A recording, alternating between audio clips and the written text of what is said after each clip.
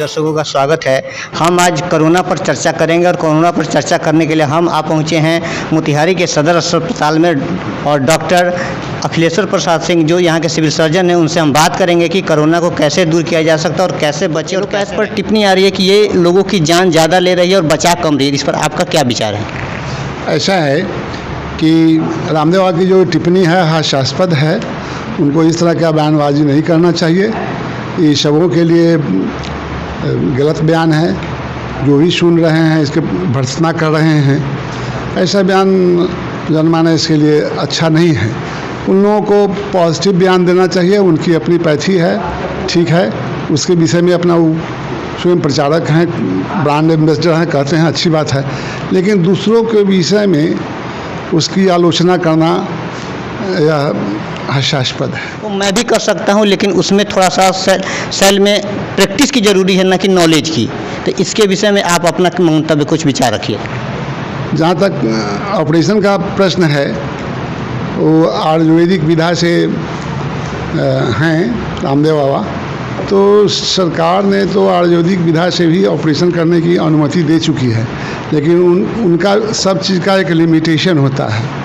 जैसे एमबीबीएस भी ऑपरेशन करते हैं, लेकिन जो माइनर ऑपरेशन है वही कर सकते हैं।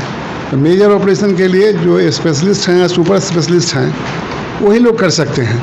इसी तरह से आयुर्वेदिक विधा में भी ऑपरेशन करने का एक लिमिटेशन होगा। उस लिमिटेशन के अंदर ही वो अपना ऑपरेशन या जो उनकी क्रियाकलाप है वो कर सकते हैं।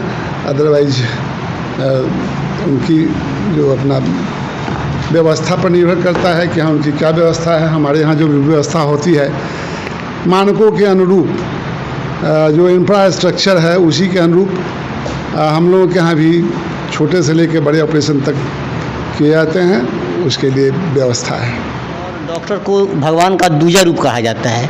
जैसे कि इतनी बड़ी महामारी में आप लोग अपनी जान को जोखिम में रख करके कोरोना पेशेंटों का इलाज कर रहे हैं, इसलिए हमारे चैनल की तरफ से बहुत बहुत धन्यवाद आपको भी है और सारे डॉक्टर्स को भी हम धन्यवाद करते हैं कि अपनी जान को जोखिम में डाल करके लोग कोरोना का इलाज कर रहे हैं। फिर भी बहुत सारी लोग जो है आप लोग के बारे में गलत बयानबाजी कर रहे हैं। तो इसके बारे में आप कुछ अपनी थोड़ी सी सहानुभूति उन लोगों को दीजिए, ताकि आपके तरफ से लोग हो कि नहीं इलाज अच्छे से हो रहा है। जहाँ तक हमारे चिकित्सक या पैरामेडिक्स या स्वास्थ्य विभाग से जो भी कर्मी जुड़े हुए हैं, उनका काम बहुत ही सराहनीय है। बहुत अपनी हिम्मत और अपनी ज्ञान के अनुरूप जो है वो लोग कार्य कर रहे हैं। और सभी जो भी जनता जनार्दन जो पीड़ित होकर के आते हैं, वो अपने स्किल के द्वारा हर तरह की सुविधा मुहैया कर रहे हैं, अपने जान को जोखिम में डाल करके ही।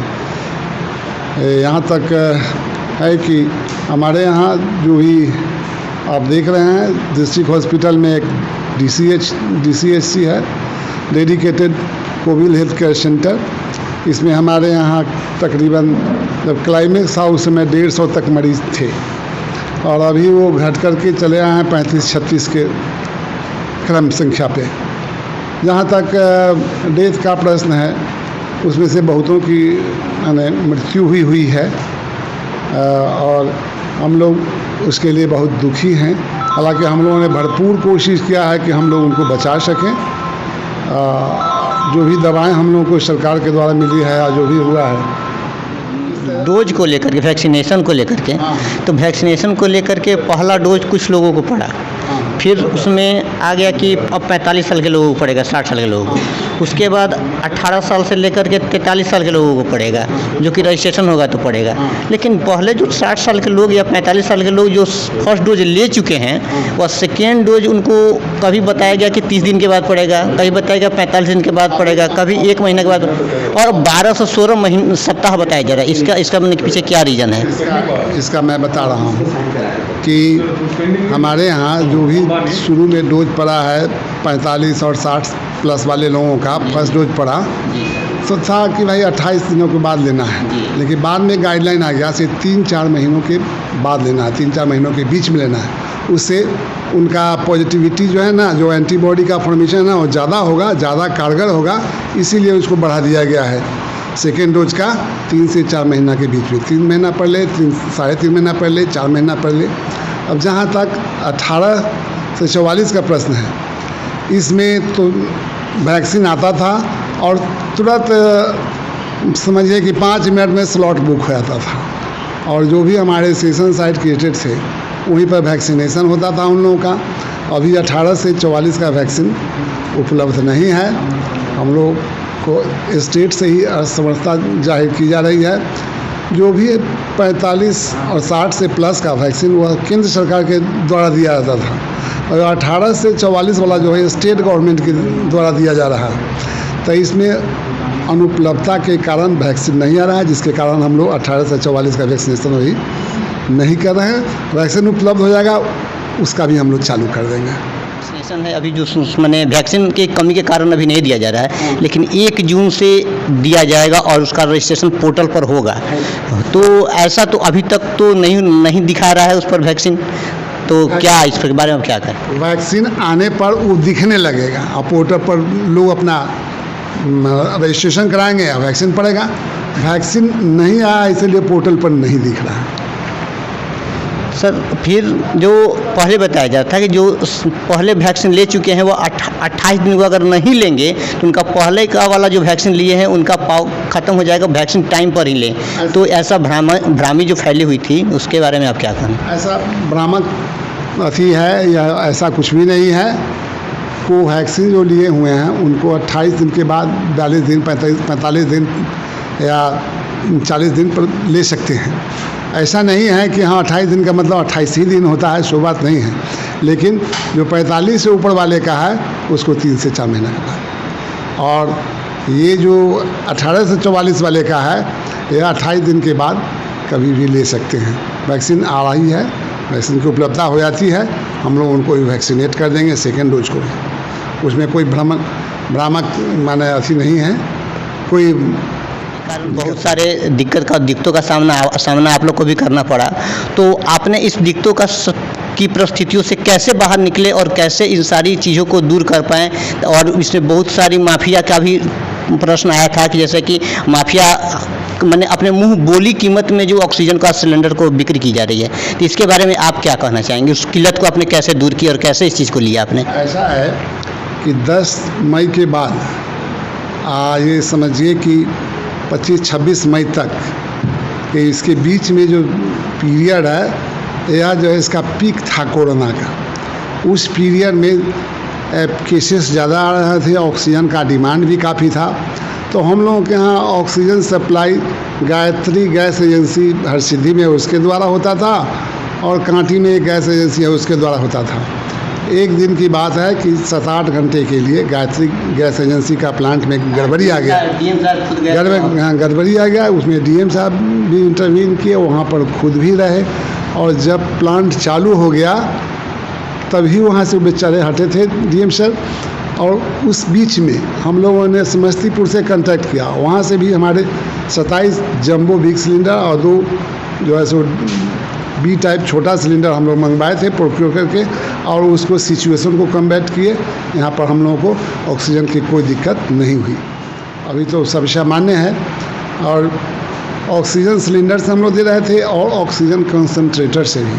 हमारे यहाँ ऑक्सीजन कंसनट्रेटर 104 के लगभग में जो हमारे यहाँ ज़िला में सदर अस्पताल में जो DCHC है उसमें काम कर रहा था और हमारे जो 5 सब डिविजनल लेवल के हॉस्पिटल है उसमें भी ऑक्सीजन कंसनट्रेटर थे, जिससे और जंबू सिलेंडर जो ऑक्सीजन सिलेंडर है उससे भी काम लिया जा रहा था। ऑक्सीजन की कहीं कोई कमी नहीं हुई। हम लोग स्थिति को सामान्य रूप से निपटे और अभी भी निपट रहे। कोरोना को लेकर के कुछ पेशेंट का जो डेथ यहाँ हुआ, मैंने खुद इसके पहले मई में 22 या 23 तारीख को आया था, मैंने आगे पीछे कुछ दिनों में, तो मैंने खुद देखा कि जिस पेशेंट की कोरोना से मौत हो गई थी उसको उठाने वाला कोई वार्ड बॉय नहीं था, कोई नहीं था। उसकी एक बेटी थी जिसने उठा करके अपने पिता को एम्बुलेंस तक डाला।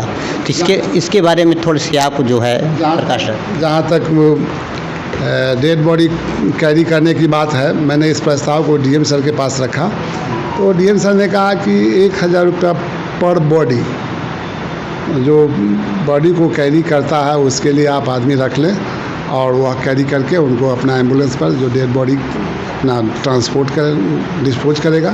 तो इसके लिए वहाँ से समाहरणालय से एक लेटर आया, उसको मैंने चालू कर दिया और उसी के तहत 1000 पर बॉडी डिस्पोजल हो रहा है। अभी कोई ऐसी स्थिति नहीं है, सभी सामान्य हैं, सभी कार्य सही से हो रहे हैं। इनसे मरने वाले पेशेंट जो हैं इनको किस प्रकार की सहायता प्रदान की जा रही है, इसके बारे में थोड़ा सा हमारे दर्शकों को आप बताइएगा। देखिए, जहाँ तक कोविड डेथ का प्रश्न है, हमारे यहाँ जो टेस्ट हैं वह रैट है, rapid antigen test, Truenat test, RT-PCR test, तीनों प्रकार के टेस्ट हमारे यहाँ हो रहे हैं। हमारे यहाँ जब मशीन नहीं लगी थी RT-PCR की, तो हम लोग test Muzaffarpur SK medical college से मंगवाया करते थे टेस्ट करा करके। तो इस तरह से इस तीनों विधा से जो टेस्ट पॉजिटिव आते हैं उसको हम लोग डेथ का रिपोर्ट जिला समाहरणालय को भेजते हैं और उनको वहाँ से उन लोगों को अनुग्रह राशि प्रदान की जाती है। जहाँ तक HRCT का प्रश्न है, जो चेस्ट संक्रमित है जिनका CT हुआ या एक्सरे पॉजिटिव है, तो उन लोगों को हम लोगों को गाइडलाइन मिला स्टेट से कि उन लोगों का आप इलाज ट्रीटमेंट कीजिएगा कोविड के लाइन पर ही, लेकिन उनका जो डेथ होगा उनको उस रूप में अनुग्रह राशि का कोई प्रावधान सरकार के द्वारा नहीं किया गया है। यही है। जिला लेवल पर किस प्रकार की आप तैयारी करना चाहेंगे? जल्द से जल्द समाप्त हो, इसके लिए हमारे यहाँ 41 RBS की टीम है, जिसके द्वारा हम लोग अब एक कोविड जो है पहले शहरी क्षेत्रों में अधिक तबाही मचाए हुआ था, उसके बाद देहाती क्षेत्रों में स्प्रेड कर गया। तो हम लोगों की जो 41 टीमें हैं RBS की, हम लोग सबों को देहाती क्षेत्र में लगाए हुए हैं और वहाँ पर टीम को 200 वैक्सीनेशन करने का आदेश दिया हुआ है और सैम्पलिंग भी उसी स्तर पर हम लोग देहाती क्षेत्रों में करा रहे हैं और जहाँ से केस मिलते हैं पॉजिटिव उसको उसी जगह हम लोग मेडिसिन किट दे देते हैं, जिसमें paracetamol, azithromycin, ivermectin, zinc, vitamin C, vitamin D और सेट्रिजिन नामक दवाई होती है। उन लोगों को माइल्ड केसेस को उन्हें दे करके आइसोलेट करने के लिए कहा था, लेकिन जो माइल्ड टू सीवियर हैं उनको हम लोग एम्बुलेंस से ला करके यहाँ DCSC में इलाज करते हैं और हर जगह प्रचार प्रसार भी उस 41 जो हमारे जो RBS की टीम है सबों पर माइकिंग सिस्टम लगाया हुआ है, जिसके द्वारा प्रचार भी किया जा रहा है कोरोना से रोकथाम के लिए। जो हमारा जो गाइडलाइन है कि 2 गज की दूरी रखना है, मास्क ज़रूरी है, सैनिटाइजेशन ज़रूरी है, ये लॉकडाउन भी आप देख ही रहे हैं। इस सब मानकों के द्वारा हम लोग कोविड को धीरे धीरे समाप्त करने की ओर बढ़ रहे हैं, तैयारी में जुटे हुए हैं कि हम लोगों की तरफ से कोई कमी नहीं रहे। बताइए, और अपने बहुमूल्य समय में से थोड़ा सा समय निकाल करके हमारे दर्शकों को भी समय दिया, उसके बारे में अपनी जानकारी प्रदान की बहुत बहुत